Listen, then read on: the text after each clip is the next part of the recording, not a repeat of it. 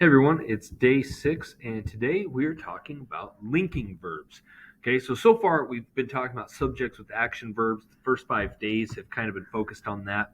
And I told you that sentences, for right now, starting out, sentences will fall into one of two categories. You either have a sentence with a subject and an action verb, or a sentence with a subject and a linking verb.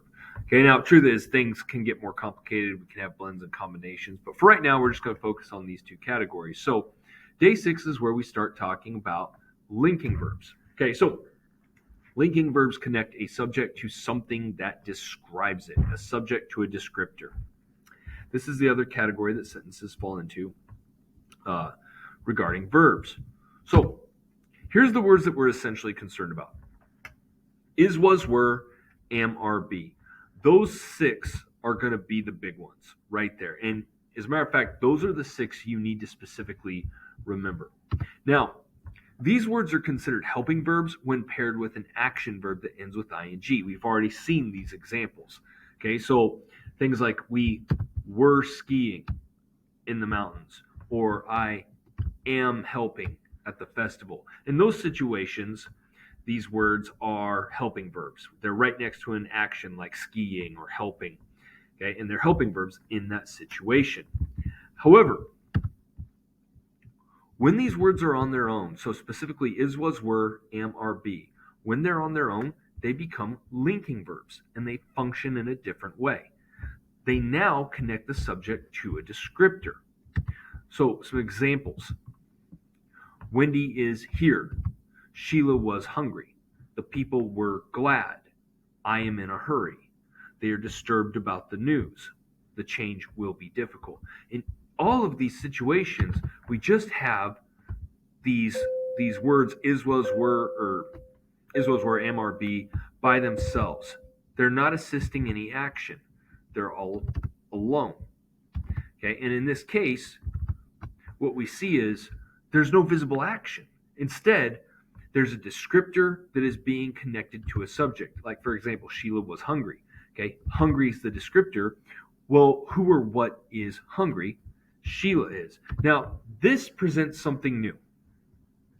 Before, when we were talking about subjects, how do we find the subject of the sentence? Well, if we have an action verb, we ask who or what does the action. Okay, and the answer is going to be the subject.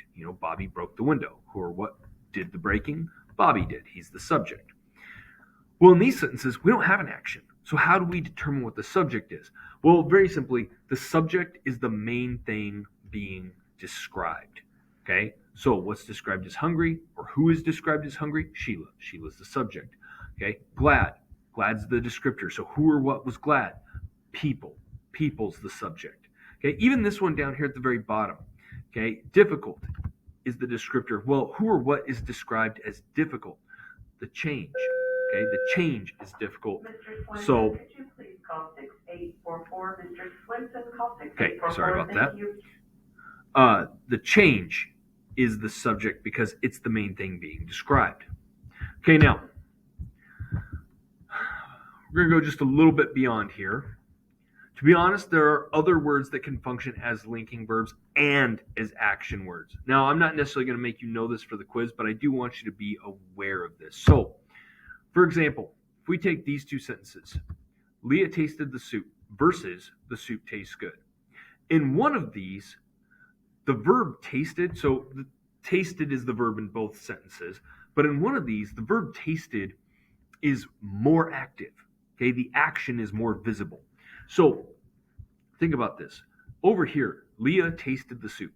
Leah is doing the action of tasting something. Okay, we actually see the action being performed. Whereas over here, when we say the soup tastes good, it's different. The soup is not going out and actively tasting something. As a matter of fact, there's very little difference between saying the soup tastes good and the soup is good. It's essentially saying the same thing. So over here, taste, it's not an action verb. Instead, it's a linking verb. It's linking this description of good to the soup. Whereas over here, it's an action. Leah is doing something. Same thing with this example. The flowers smell fresh versus Tom smelled the, I should say, flowers. Okay, Tom smelled the flowers. Okay, Tom is doing the action of smelling something. Okay, we have subject, verb, direct object. But over here, we have subject, linking verb, descriptor. Okay, again, there's no visible action of smelling. Now, here's the bottom line. We're not going to worry a ton about words like taste and smell, or looks and appears, or seems. The real key is that you recognize when these words are functioning as verbs, right? In real life, when it comes to your writing and understanding, what makes a complete thought, how do I avoid a run-on or a comma splice, it really doesn't matter a whole lot that you recognize whether something's an action or a linking verb, as long as you get that it's a verb. That's the real key. Okay, you just, if you see, these two sentences and you're looking at a word like taste, and you're like, oh, is it a linking verb, an action verb? As long as you know it's a verb, that's the most important thing. Okay, so as for is, are, was, am, are, be, always remember that those words are going to be verbs of some kind. They will either be part of an action verb, so they'll either be helping, or if they're on their own, they're linking. But bottom line is this: those 6 words, they are always part of the main verb, one way or another, either as helping or else as linking. Okay, but they are always going to be part of the main verb. Okay, so that's